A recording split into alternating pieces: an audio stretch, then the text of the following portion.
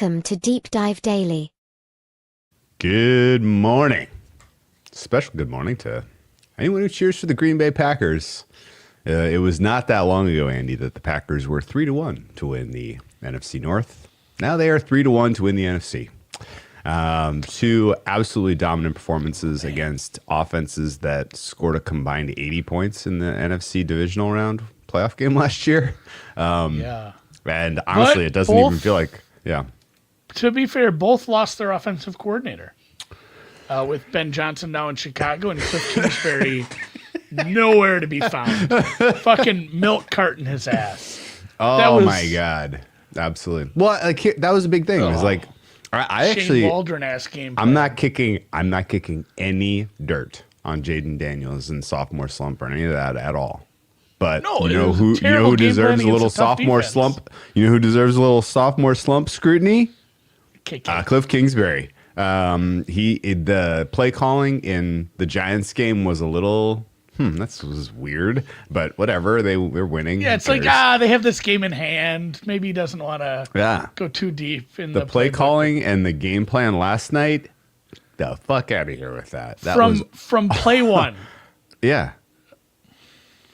Awful. Yes. Awful. Did not love it. Love to see this. Yeah. This is my Third guy. favorite. Actually, he's shorter. He's at plus 750 at. It depends where you shop. At faraway places. Bookmaker did a little bit of a reset. You can get some Herbert over 11 in double digits again. Yeah, he's back to 11. We haven't even got to see him play twice. I'm just curious what freaking account clicked him to where he was as short as he was when we recorded yesterday, because that was like eye opening how much he moved. Anyway, I still think he's got a shot. Too short. Oh, for sure. And then ultimately everyone loses to Josh Allen probably. But having, you know how great it's going to be to have the second and third choices in that market when they announce those awards. It's going to be super fun, Andy. It's not going to hurt at all. But the other beyond just Cliff Kingsbury being a dildo last night, there were two other really clear things of concern for the Commanders, I thought, that came up in the preseason and were a little bit unanswered questions. One was, is age the relative age of this team going to bite them in the ass? Well, we have our first Achilles for the Commanders, and it's million-year-old Austin Eckler. Sad to see him go down, considering how many years he's been playing at such a high and hard level. Not that I expected a ton from him this year, and I'm glad they have such an embarrassment of riches in their backfield that they were able to trade Brian Robinson before the season even started. But still notable that this is a very old team, and that's concerning. And then the defense. The defense was awful last night. The Packers felt like could kind of do what they wanted. I don't know who was the best. There was a standout play from rookie Trey Amos, breaking up a fourth down touchdown on the first drive. There were two standout plays for Dorrance Armstrong. And then everything else to me was pretty uninspiring. The Packers and Matt LaFleur attacked specifically the linebacking core through the air, I thought, with aplomb. And it was that was not an inspired performance from that commies D. Yeah, Lattimore is looking like that was a bad trade. Bad, yeah. Because they made the trade. He didn't play for like a month anyway, and then he was half hurt. Didn't really help them. And well, this goes to the age thing. He looks very washed. Don't trade for an old cornerback. You just go. You could have gone and instead of trading anything for Lattimore, I guess you could have just waited until the end of the year, signed Stephon Gilmore. Like if you wanted an old ass cornerback on your team to like hold some guy's hands and not play well, you could have done that with about 5 different names in the offseason. So. Xavier Howard, Jair Alexander. There's a number of washed cornerbacks that were available. If you want an injured cornerback who's been hurt for the last 8 years, they're out there. Yeah, and even on that play, that was like I don't love – it's fun when it works, but I don't love high variance plays on fourth down. It's fun to go for the kill shot, yeah. I like to just – get the first down with a good play rather than pushing the ball downfield like that, because the time, he was wide open, but he wasn't open at the right time, and part of that depended on the quarterback and the wide receiver being on the same page. Love was a little late and a little slow on the ball, and he certainly wasn't open when the ball got there, which stunk because That was a nice drive that was stymied by maybe a silly decision there. Yeah. Other than that, everything was great. Obviously, Jaden Reed getting hurt stinks, but they do have a bunch of other wide receiver twos. They have the rookie they drafted, Golden, who, man, almost had a game breaker there with the ball just barely past his fingertips. Tucker Kraft is still a big part of this offense, and they have a second wide or tight end behind him who's pretty good. So they have receivers still. By the way, they survived a game against a plucky division, conference rival who in a game where they had a cluster injury at the offensive line. Like that's pretty impressive. Yeah. Savion Williams, that was fun. He had a couple plays. They ran 2 consecutive wide receiver end arounds to 2 different guys. Both get 8-9 yards. Everything they were doing seemed to be working offensively. I know it wasn't a very tough defense they were against, and midway through the game they lost Wise, which is an important part of their run stop up front. It's already sort of weak, so maybe not the best test over the first couple weeks for Green Bay, but so far passing with flying colors. You can only play who you can play. Yeah, Green Bay, they have got a lot of other kind of games where they're going to be favored for a while now, but no games where they are playing teams that are truly overmatched. I would expect that Micah Parsons ramps up his snap share, and that should scare everyone. Particularly everyone who doesn't have a Micah Parsons DPOY ticket in their pocket. The Commanders, on the other hand, see even on some pass rushing downs, he was out. I don't have the exact numbers. It felt like he maybe played 30 snaps. Yeah, that sounds about. And if they ramp, we got to look at shout out to Stats Butler. Go look at the Stats Butler log. He got that thing out quick, and it was pretty instructive. I thought it's more like 45, 50. That'd be scary. And as I mentioned last night on the stream, and we saw it a couple times, I'm terrified that this poor guy who is clearly just a half step faster, a half step meaner, a half percentage more aggressive and more smart technically, is not going to get sacks because he's going to get triple teamed all year. And, good job to the guys in the chat. I know somebody last night had a Rashawn Gary over. I'm worried Rashawn Gary is going to get 14 sacks because of Micah Parsons, and Parsons just isn't going to get the love because he's really good, but these other guys have all these sacks and they're on good defenses too. I mean, anyone who watches it just knows this guy is wrecking. He's wrecking people. And it's not like he was up against the world's best tackle at times either. When he still, it doesn't matter. That guy was getting chipping help. That guy was getting tight end help, and he was still geting just shoved into the back. On plays where Micah wasn't working around him, he still would just pushing him backwards. Big week 3 for the Commanders. Kind of prove to everyone that you're not frauds. Hosting the Raiders. Fascinated to see where that widely available number opens after this Raiders game on Monday night. Short week for the Raiders, extra time for the Commanders. If they don't show out in that contest, then it is how much do we downgrade these guys? Because right now I'm kind of I still think they're a plus because of Daniels, but there's a potential for this shoe to drop, and that will be scary considering what my futures book looks like. The rest of the market, thoughts, injuries, news, moves. Let's cover a couple of them. There was really serious betting enthusiasm for the Miami Dolphins for a hot second yesterday, Andy. At one point, the money line for the Patriots drifted as far as plus 121. Well, good news to those Patriots faithful. It's back to plus 111. So I'm still underwater here, but at least not that much underwater. A question I have for you, Andy, is was this on the news that the Dolphins had a players-only meeting? Yeah. Because those always work. Yeah. Well, and, those happen, but those aren't supposed to happen after 1 week. That's never great, guys, right? And it's funny because, all the discord that was sowed in the locker room over the preseason and, Tyreek's not a captain. Now Tyreek's in hot water with the law again. Tua looked absolutely abhorrent. Coach is saying all the wrong things. Him and Greer on the hot seat. But somebody's still going to bat for this team, and I think some of that is just it's still a situationally bad spot for a New England team. It didn't look all that hot against the Raiders. If Miami wins this game, I think we might come away from this and be like, yeah, I guess like both teams kind of suck shit, and Miami just lucked out a little bit on some turnovers or something. It does feel like if Miami wins this game, we're not going to be like upgrading them and being impressed with them. It's going to be Miami had better luck with turnovers, special teams, something weird in a close game where they hosted. And it's 105 degrees and the Patriots never play well in Miami, and such is life. But yeah, I would agree with you that taking New England at plus 120 was probably the right side there. This is how I feel about Miami. And it's just gonna be weird if we do get back and forth on this.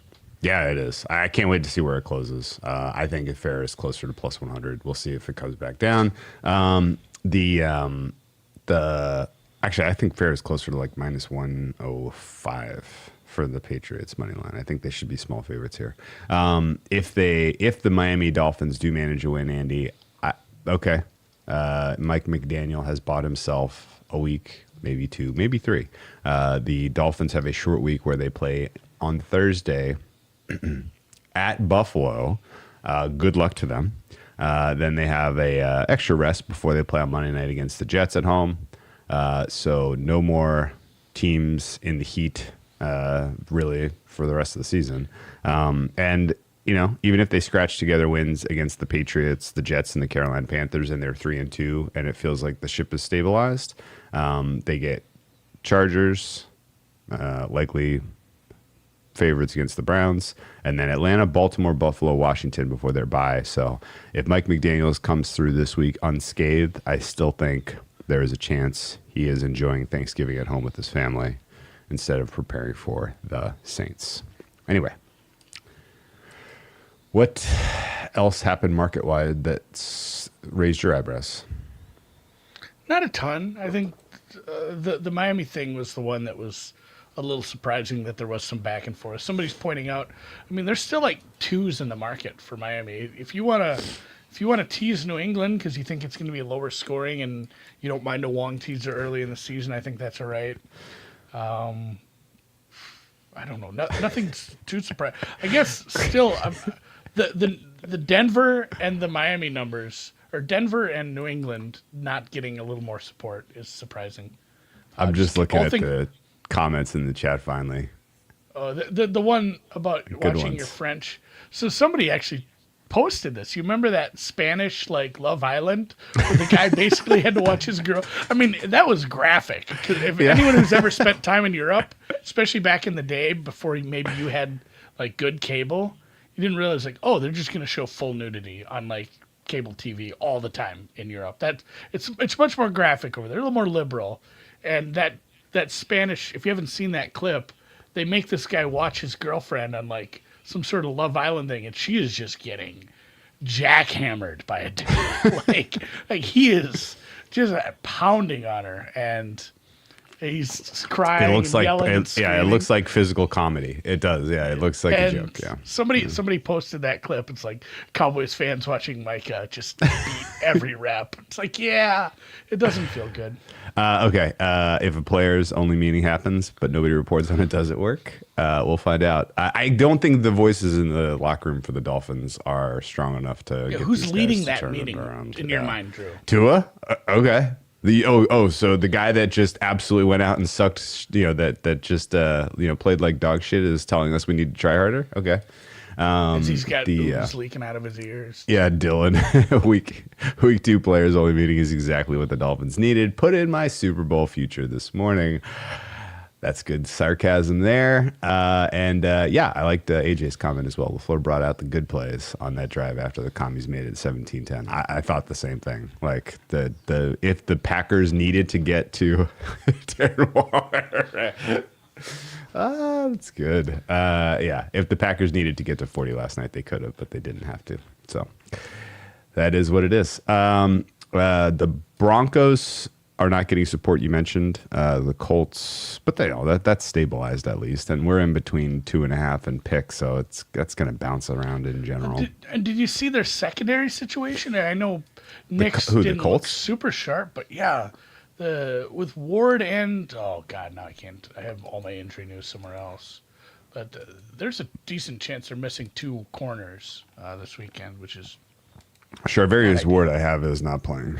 yeah, I have him out. The other one had a hammy. Jalen Jones. I have is not playing as well. Kenny Moore, Xavier Howard, Mekhi Blackman. That's your starting 3. Good luck. It's not like they have world beaters in the skill group for the Broncos, but I still think Broncos is the right call. In fact, actually, we agree on Broncos to the degree that that's going to be one of our collab circa millions, I assume. Yeah. The other market news, I guess, the Niners. Ravens. Everybody's got their opinion and took it to market on what Mac Jones and Kyle Shanahan together is fair. Where do you stand on the Mac Jones, Kyle Shanahan? At long last, the universe is giving us this combination. I texted you this, and it feels very, very tenuous. Like this is, I'm out on tinfoil island with this one for sure. But I mean, the whole draft sequence with they had the 2 trades to go up there, and it leaked out that he wanted Mac Jones. He needed Mac Jones. It was always going to be Mac Jones. Mac Jones goes 15th instead of the Patriots. They end up with Trey. The whole thing got mixed up. We ended up luckily getting a tip on that and were able to bet a little bit to get some Trey Lance at 3, which was nice. Obviously that hasn't worked out so far, but truthfully, I do wonder about that. Is this like Shanny is just not sleeping? That the montage, the end of Amadeus, where he's like feverishly writing his last symphony there, and Salieri's like helping him. That's how I picture Shanny. Like this has to be perfect. This has to be the best game plan he's ever put together to prove he was right. Like, this was my guy. I can make Mac Jones work. I can make anybody work. I'm Kyle fucking Shanahan. So I kind of think we're gonna get a good showing out of them, and yeah. I'm fine with the price, so it's about where we need to be. It's not as if Mac Jones has never started a football game, guys. Sure. Shout out to the NFL Daily Podcast for their I Can Fix Him All-Stars. This is probably your I Can Fix Him MVP of the season. Shanahan Hall of Fame, and Mac Jones. Like, this is big. The problem for me still is that Mac Jones got virtually no reps with these guys he's going to be playing with all preseason. I know. So I think it could look clunky early. And the Saints are going to be without Blackman, who actually I thought played really well until he got hurt, which sucks for them in their defense. So maybe the Saints defense is the problem here. I feel like if you are correct and Shanahan constructs the world-breaking offense for Mac Jones to look amazing, then this total should be more like 44, not 41. Is this an over? Is over the right way to take this to market?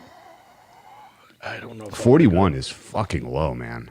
I know, but it's the Saints, and they have skill position players. I was a little impressed with the Niners defense at times, and they truthfully, play, like the main worry for me is like yeah, when you have a young quarterback or a backup or someone who you just isn't as good as you'd like to be starting. I worry about, hey, who's his safety valve? Who's his support? Who's the guy he's going to lean on that's like the easy button? And that was probably Kittle. And so the combination of the backup now quarterback. It's Tonjes. Plus, now it's Tonjes. Yeah, we'll see if Tonjes is a stud. But not having Kittle really takes the stink off this. The fact that it's another road game, like I'm just not interested at this at the price now. Okay. I might play. I'm probably going to add the over 41 if we get any kind of buzz that Mac Jones and Kyle Shanahan have something special cooked up. All right. The other market news, a little bit of CLV now for me on Cardinals. I still think that's one of the better bets of the week. You don't like Cardinals though, right? That's not going to be a millions pick for us. What was my opinion on that? I don't that think for sure for is. that game. Dick Pearsall. We can play some Cardinals. I think I'll get you my rundown of my. This is how we do millions. We rate every game, kind of like a confidence pool, and then we compare it, and then we add them yeah. together. I found this out too, Holt. I was all I whine about this because you, especially with Streamies down, like because if you want to actually pay for a pay per view, it's obscene what it costs. But yeah, it's free on Netflix. I am gonna watch it because it's free on Netflix. Easy peasy. Easy. I like the Cardinals still. I don't know if you're going to end up there. Oh, yeah, we might end up with a really weird collaborative. My Cardinals fair price is minus 4.37. Okay, so we're not going to be on the Cardinals then. I will be on my picks, but not for you. Not for you, not for us. Okay. Still just a little low on them. Yeah. No real interesting things so far for either. I think we found the conflection point on Chargers that touched 3 for a hot second. I got my 3 in. We'll discuss that on Sunday night, why that's a bet for me. But Chargers is a bet for me at 3. We said we'd talk a little Monday Night Football. Okay. Today, I know Tampa's in a weird spot with Houston. Houston defense Bad definitely looks all world. I would not believe the bullshit from Bowles. I don't think Wirfs go. I don't think Godwin goes. Like they're in what's known as like a ramp up time. Like they've been off for a long time and they're just starting to get into practice. These aren't like full practices. It's ramping up to getting to be ready to play in an NFL game. Yeah. And the ramp up period is not 3 days. So I don't think either of those guys go, and that matters a ton. It's a tough spot. The date of the first start for both of those guys starts with a 10.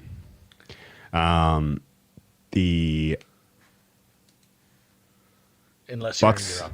The Bucks came on, unless you're in Europe, in which case the second number is 10. Yes. It's more, but it's more intuitive to go date, month, year. It really is. I don't know why we do it the other way. On it, you know. I know. I don't know why we do it the other way. Anyway, the Buccaneers came off the 3. I think that was correct, but they haven't. But there's been no other movement. Like I think any number cruncher would spit out something like a pick for this game, and yet it's 2.5 Texans, and I think that's just expecting some home enthusiasm some home enthusiasm for how good this defense is, and just some questions about how bad the Bucs O-line was in the absence of Wirfs.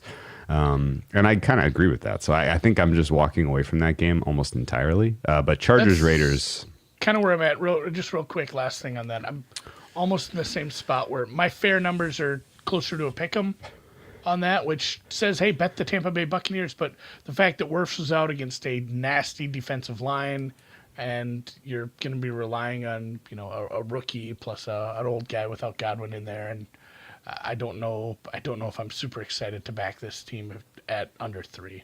Yeah, so fair on the fist fight between Jim Harbaugh and Pete Carroll. I'm going to put Harbaugh at minus 400. Yeah, he's just like a decade He fights younger. Dirty too. Like he's clearly going to kick you in the dick. He's going to I'm imagining like a ground. fight, but it's in a WWE ring, and then I don't know, like Harbaugh takes a couple shots, and there's Harbaugh's taking some shots, and then Connor Stallions comes in with the chair and just takes Pete out. That would be fun. Yeah, he's a cheater. What did you think? Did you think of that total though? What do you think of Tampa Bay's defense?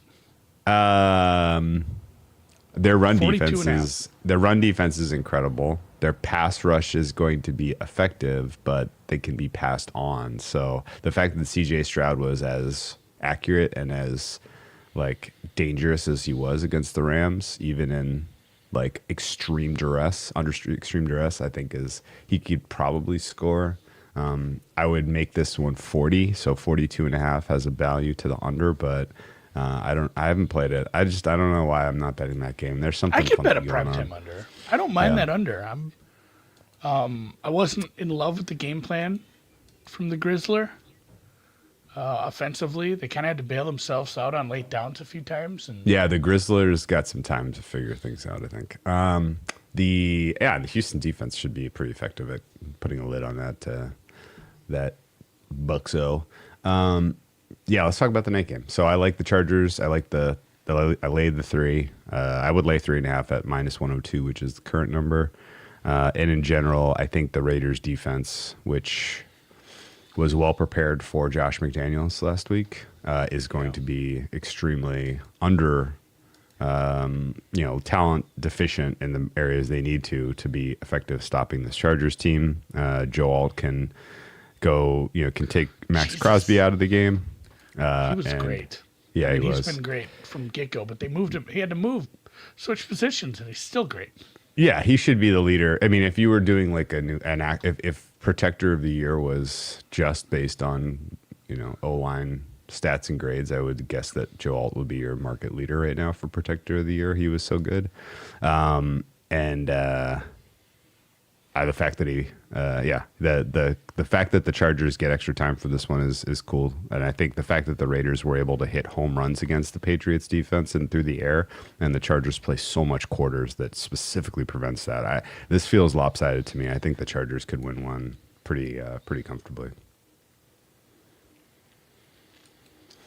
Yeah, I mean, just considering the differences I'd have between the New England defense and the Chargers defense.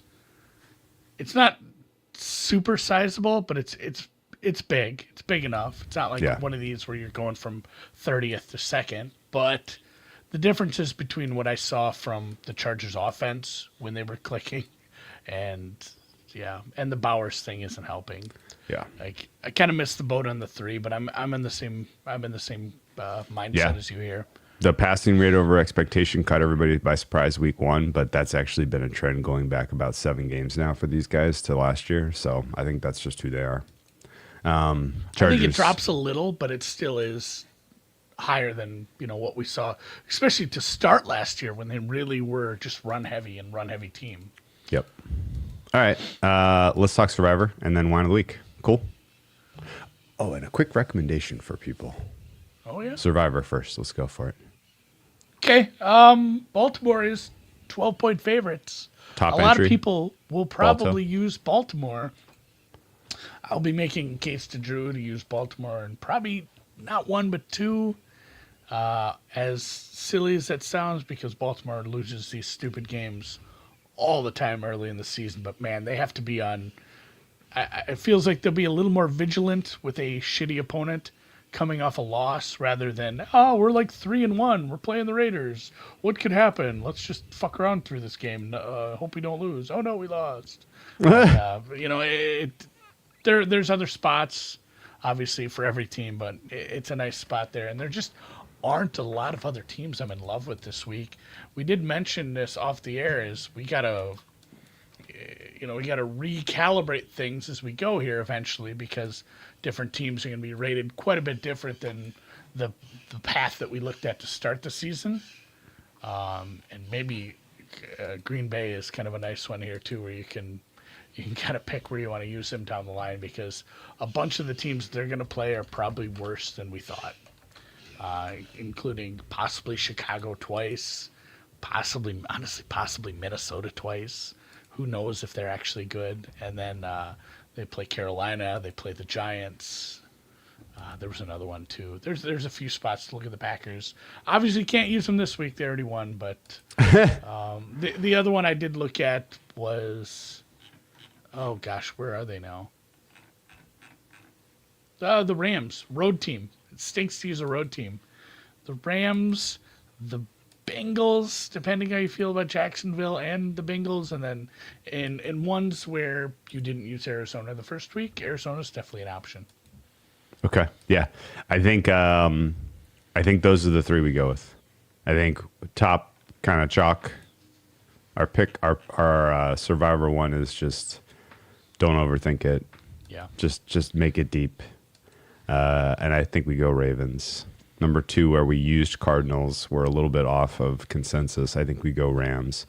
And then number 3, where we are trying to be a bit contrarian, I think we go Cardinals. I like you good? It. Yeah. That good? I think we nailed it. All right. Recommendation? And this thing, so we have 3, and in another one I have 5. In fact, in a couple I have 3. So, I mix and match. But if you're the kind of person who's playing 1, or you're in a contest that only allows you 1. There's some contests that only do single entry, it does feel like don't overthink it if depending on the size of the contest, especially if you're in a one pick with like 100 people or a small contest. Getting fancy isn't super needed yet. Correct. Yeah, recommendation time. Andy, I know you've been a fan of this podcast for longer than me, and I think you maybe told me about that in the first place. But if you are not already a subscriber and a listener of the Risk of Ruin podcast, it fucking rocks. Please don't spoil this episode for me, though. I'm gonna listen to it. I won't. I won't spoil it. I won't spoil it for anyone who hasn't listened to it. Yeah, I will just say that this was my favorite content that I have consumed in a really long time. And John is getting this is no way a shot at earlier episodes, but John is getting better at this. The way he kind of steps back and is just he does the editing, provides a little bit of the context, provides a little bit of the background for anyone who's not super familiar with what's being talked about. It was masterfully done. The Risk of Ruin podcast. Check out the latest one. It's just an incredible story, and it hits the sweet spot for anyone who likes or listens to this podcast will listen to the Risk of Ruin podcast and be like, "Fuck yes, fuck." Yes. And they'll be like, fuck FanDuel. And they'll be like, fuck the gaming integrity. Oh my God. Holy shit, there was some. And he has God. about 40 other episodes too. There's nothing in the back catalog that is like outdated really that you couldn't listen to if you haven't been a listener. So that's kind of nice if you need something to accompany you at the gym or on a walk or while you're doing chores or whatnot. There's a bunch of really good episodes. The last one, obviously, I haven't listened to it yet. I'm pretty excited. Okay. I just did finish. I'm not going to spoil it. This one came out like a month ago, and I just hadn't gotten to it because I get so busy in August with family stuff and all our podcasts, and I just listened to the Casino Schemes one, which is also great. If you love to hear, how people figure out how to find these silly edges and exploit them, that's a really good episode as well. Okay. There's an Easter egg in the middle of this most recent one. And when you get there, just shoot me a text. Okay. Because I'm pretty sure you'll know what I'm referring to when you get there. Yeah, it's fucking great. All right, enjoy that wine of the week. What are you up to this weekend, Andy? So my goats have outgrown their pen, and I have to build a big pasture. But there's some trees that have fallen in a back area that I just said fuck it. That's where the pasture needs to go. So I'm going to be doing a bunch of chainsawing to clear these, and then I put up a fence with posts so the goats have a big area to roam in. I don't know what wine mixed the best with chainsawing. Something strong that I could drink in the mornings and I'll have chaps on, so it's safe, it's fine. But I mean, in the evening, I'm probably going to enjoy some outdoor time. We're running out of nice weekends here in Minnesota. It'll be winter soon. Probably be an evening by the fire or just outdoors in general. All right, I'm going to recommend a Barolo. Ooh. Go find Topo. Tomo's got the good Barolos for sure. Let me help you find a good label at Total Wine and More. Total Wine and More. Barolo, if you don't know what Barolo is, there's a region. There are effectively kind of two major, they grow wine everywhere in Italy, like even on the islands. And so take this with a grain of salt, but like the two most famous are Tuscany, where they grow a lot of Sangiovese is the main red, and the Piedmont. The Piedmont is like the foothills of the Alps over towards France, right? And the Piedmont is known for two things: truffles, and if you're out there in the woods and it's getting folly, like autumnal. If you're out there in the woods and it's getting autumnal, you'll appreciate anything that would go with truffles, and Barolo is kind of the ideal pairing with that. So I would recommend, if you're going to cook anything, go with the mushroom dish, man, and or a little truffle dish if you can find some freshies. I might make some risotto. There you go. Now we're talking. Because I made braised. My wife has been getting on me to use up some of the meat in the deep freeze because it's like I use all the ground beef, I use all the steaks, but there's other stuff, and I may do some braised short ribs, and a risotto goes pretty good with that, although polenta does as well. Okay. So from the Piedmont, if you're shopping for red, the main red grape there is Nebbiolo. Nebbiolo is awesome. It is probably, if we were doing a wine grape draft, I think I would have a tough time not taking Nebbiolo top 5. It makes a really cool, well-structured wine, amazing bouquet. And in fact, if you get a good Barolo, the life-changing Barolos have a haunting bouquet of roses and tar. That is kind of the standout, first whiff out of the glass. She smoke on filters. Just sulfur coming up with that thing. It is almost soup season. Yeah, it'll be a lot easier to pair it with a soup rather than ongoing chainsawing. I love that.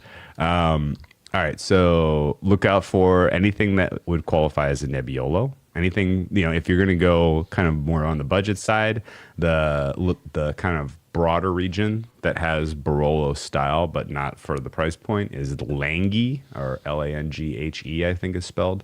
And then if you go Barolo specifically, that's like the highest, like the good little appellation within the broader Piedmont.